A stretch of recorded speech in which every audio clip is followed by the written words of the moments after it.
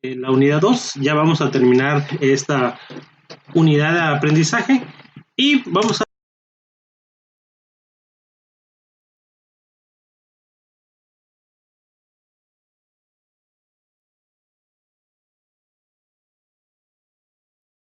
explicando un poquito, hablando a grandes rasgos acerca de la curva de crecimiento bacteriano. En microbiología se hacen varias curvas, entonces vamos a ver qué significa, cuál es el concepto y cómo medir estas actividades. La definición dice que crecimiento es el aumento de cantidad de constituyentes y estructuras celulares.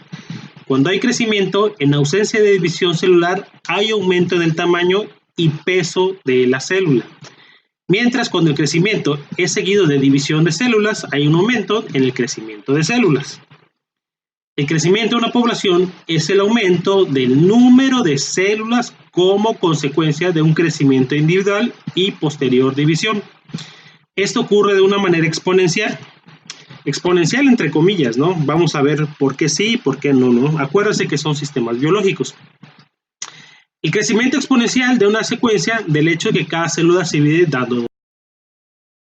El crecimiento exponencial, ¿a qué se refiere? Pues eso ya lo vieron en matemáticas, ¿no? Crecimiento exponencial es que 2, 4, 8, 16, 32, 64, 128, 256, 512, 1024, 2096, 2048, 4000, etcétera, ¿no? Ese es el crecimiento, ¿no? Que cada una va 2, 2, 2, 2, así, por fisión binaria, ¿no? Recordemos cuáles son las condiciones que ayudan o favorecen para el crecimiento microbiano. Uno es la temperatura, ¿no? Ya habíamos visto anteriormente que la temperatura para la mayoría de los mesófilos es 36 grados centígrados, es como que la temperatura estándar. Por eso siempre en microbiología, cuando se agarra, se siembra, y menos cuando no conoces el organismo, tú metes en la incubadora durante 24 horas a 36 grados centígrados. Esas son las condiciones de operación.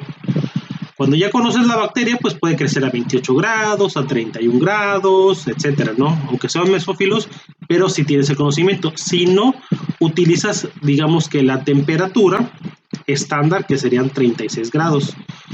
O si no, replicas las condiciones de temperatura en donde obtuviste esos microorganismos, que pueden ser 20 grados, 15 grados, etcétera, ¿no? Para que tratar de darle crecimiento. Pero bueno, la temperatura es un factor importante para el crecimiento.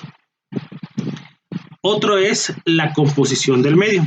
La composición del medio es que no sea una limitante.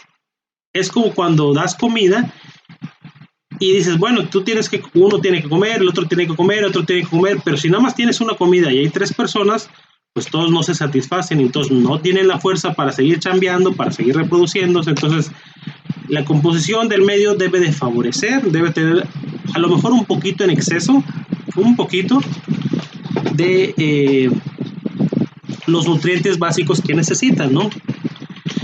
También ya habíamos visto que la actividad de agua, la AW, es otra de las características importantes que favorecen la actividad.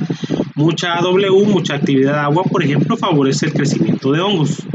Entonces, poca o nula, pues prácticamente es para toda la vida, ¿no? Donde no hay agua casi, no hay vida, ¿no? Y finalmente, pues la carga microbiana, ¿no? Cuánto del inóculo nosotros ponemos. No es lo mismo poner, digamos, una concentración de 100 células a una concentración de 1 millón de células, ¿no? La de 1 millón de células, por ser muy superior a 100 células, pues se va a reproducir más rápido que la otra que tiene menor número de células y empiezan a dividirse hasta prácticamente llegar a la misma. Bueno, esta es la representación logarítmica de las poblaciones bacterianas. Esto es lo que ya sabes de matemáticas y es lo que estaba yo comentando. A ver, voy a utilizar el puntero, ¿no? Si tenemos una célula, entonces el número expresado de potencia 2 es 2 a la 0. 2 a la 0 es una célula. Si tenemos dos células, es 2 a la 1. Esta se dividió en 2. Estas dos se dividieron en 4. Es 2 a la 2. Estas 4 se dividieron y formaron 8, que es 2 a la 3. Estas 8 se dividieron en 2, 16, 32 y etcétera, ¿no? Porque es división celular. Entonces, esa es la representación del aumento de bacterias en 5 generaciones. Entonces, por cada célula, al final, en 5 generaciones, si es un crecimiento logarítmico, pues vamos a tener 32, porque van dividiéndose, ¿no? 2 a la 5 son 5 generaciones. Y aquí está demostrado, ¿no? Que serían células. Bueno, y lo que ya había comentado, ¿no? 1, 32, 1024, 32.768, 65.536, etcétera, etcétera, ¿no? Entonces, el número de células sería logarítmico si cada célula se dividiera por fisión binaria, división celular, y se tendría, por cada una tendrían 2, entonces siempre tendríamos el doble, ¿no? Esa es en una expresión matemática logarítmica. Entonces, ¿cómo se representa el logaritmo?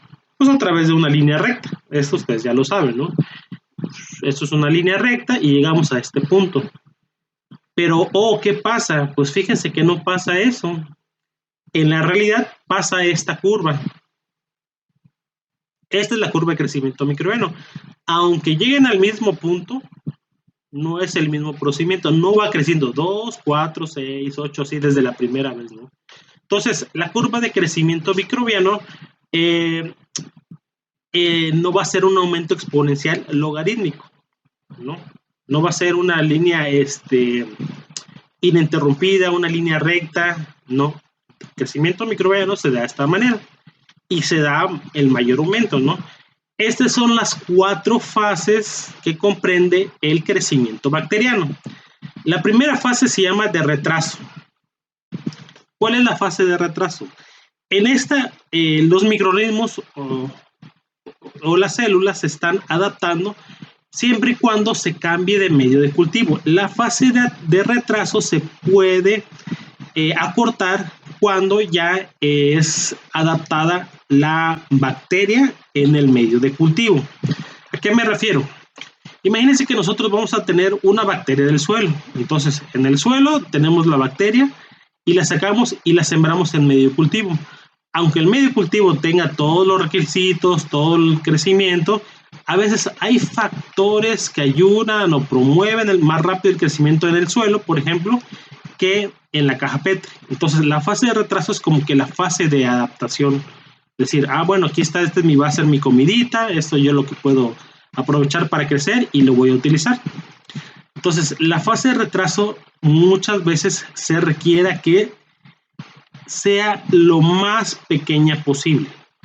¿Por qué? Porque retrasa en condiciones industrializables. Entonces, en la industria no queremos que haya una fase de retraso, ¿no? En la industria lo que nos interesa es la fase de crecimiento o logaritmo o exponencial. Entonces, la fase exponencial es esta donde ¡prum! Crece, ¿no? Y es donde está, digamos, aquí soltando sus metabolitos primarios y aquí puede soltar metabolitos secundarios y también primarios, obviamente, ¿no? Los primarios son los que les va a servir para el crecimiento, para desarrollarse, para la vida, y algunos de estos, dependiendo del tiempo, pues pueden hacer, aquí se ve muy rápido el crecimiento, ¿no? La fase estacionaria, esta fase se ve como que no hay crecimiento, pero sí hay crecimiento, pero también ya hay muerte celular. Aquí también puede que haya muerte celular, pero es muy baja la muerte comparado con, digamos, con los nuevos nacimientos, ¿no? Entonces, en la fase estacionaria, las muertes como los nacimientos de los nuevos microorganismos es igual. Entonces, esta fase estacionaria se mantiene y en la fase de declinación o muerte puede ser que porque, por ejemplo, se le termine un sustrato, ya no tenga comida, o porque en estas fases hay una producción de un metabolito celular, por ejemplo, alcohol, y el mismo alcohol va a ser su propia causa de muerte, ¿no? Va a provocar esa toxicidad y van a decaer. En esta fase de muerte también hay crecimiento, pero es mucho menor el crecimiento a la muerte. Aquí la muerte del celular hasta que probablemente ya no tengamos ninguna célula, ¿no? Esas son las 4 fases. Entonces, la fase de adaptación o fase de latencia es esta. La fase exponencial, esta es la que es más utilizada, es la que es más estudiada en cuestiones ingenieriles. Esta es la que queremos que salga y fuerte. Fases estacionarias, donde se mantiene, y hasta llegar a la fase de muerte o disminución. Esas son las 4 fases.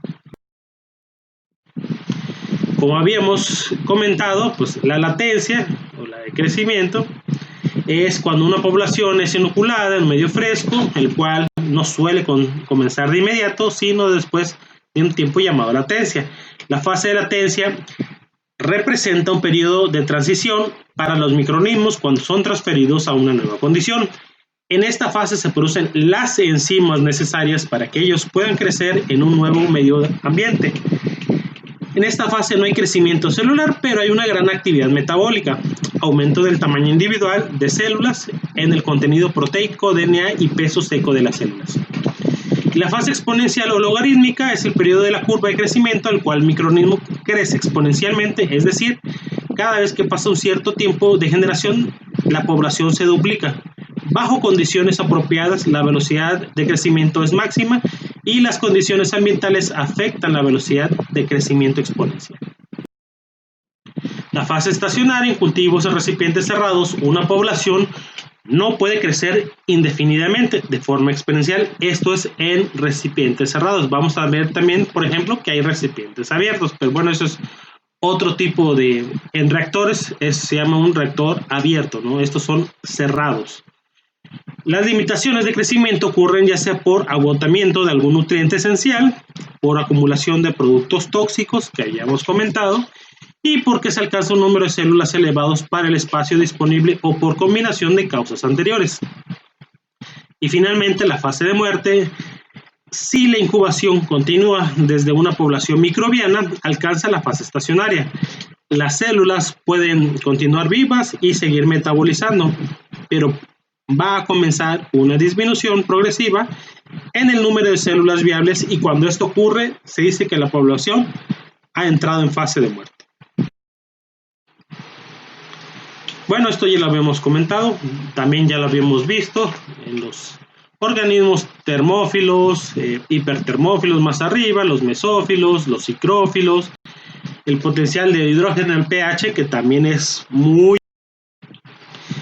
La disponibilidad de agua o la W, la cantidad de oxígeno, el tiempo de crecimiento de los nutrientes, ¿no? La temperatura, los psicrófilos, por ejemplo, Polarhomonas, está entre este rasgo, entre 4 grados, le gusta crecer, es fríos. Los mesófilos, el organismo típico es Escherichia coli, se hace 36 grados, termófilos 60, hipertermófilos Thermococcus, y ya los hipertermófilos extremos como Pyrolobus son arriba de 100 grados centígrados, ¿no? Esas son las temperaturas óptimas de crecimiento. En forma de pH, los que son acidófilos, los que son de pH ácido, de 0 a 7, el 7 es neutral, pues algunos que se encuentran en volcanes, jugos de limón, ácidos, vinagres, etcétera, ¿no? Algunos alimentos como el camarón, salmón, etcétera, ¿no? Y los alcalinos, los que les gustan un poquito la sal, pues aguas saladas, algunos ambientes salados, algunos extremos salientes, ambientes salados, etcétera, ¿no? Este es como probablemente el 12 sea el pH óptimo para los extremófilos, los alcalinos, ¿no? Eso es como que les gusta. Y esta es otra gráfica de crecimiento donde van viendo la cantidad de sal. Entonces, la sal también puede ser un inhibidor. Hay los organismos que son halotolerantes. Halotolerantes significan que pueden sobrevivir como estafilococos en concentraciones de sal. De hecho, uno de los medios de cultivo que más se utiliza en microbiología es el agar sal-imanitol, precisamente para inhibir el crecimiento de otras bacterias por la cantidad de sal. Pero los halotolerantes, digamos que pueden soportar. No lo necesitan para el crecimiento, de este es el 0 a un cierto rango de crecimiento, pero la soportan.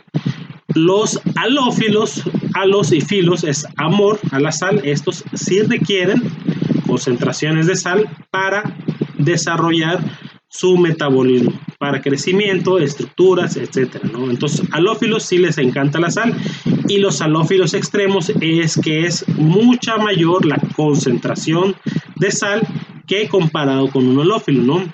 Por ejemplo, Halobacterium es un microorganismo que crece a concentraciones muy altas de cloruro de sodio. Bueno, y esto ya lo habíamos visto, ¿no? Requerimientos de oxígeno, ¿no? Los que son aerobios, los microaerofílicos, los anaerobios, los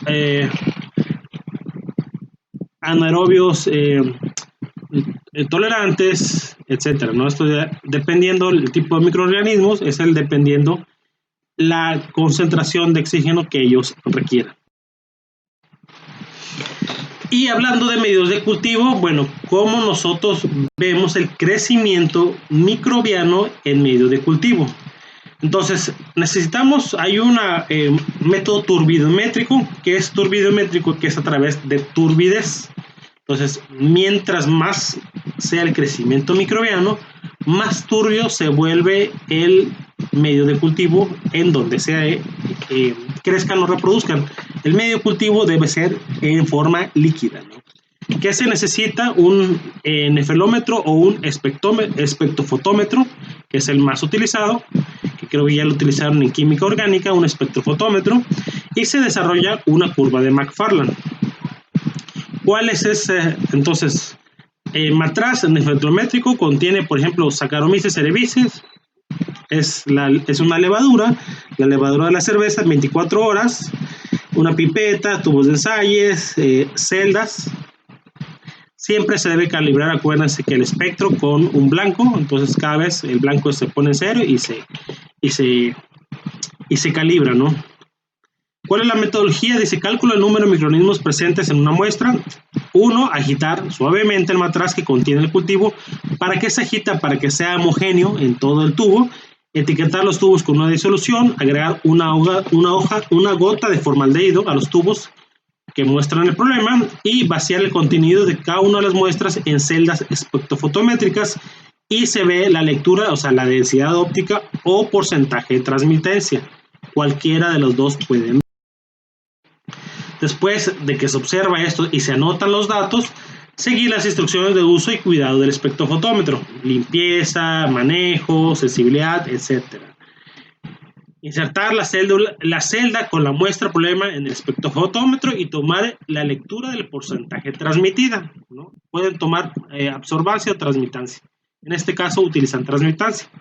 Construir una gráfica, o sea, el número de microorganismos contra porcentaje de transmitancia, o sea, X va a ser el formato X, número de microorganismos, y Y va a ser el porcentaje de transmitancia con la curva de McFarland.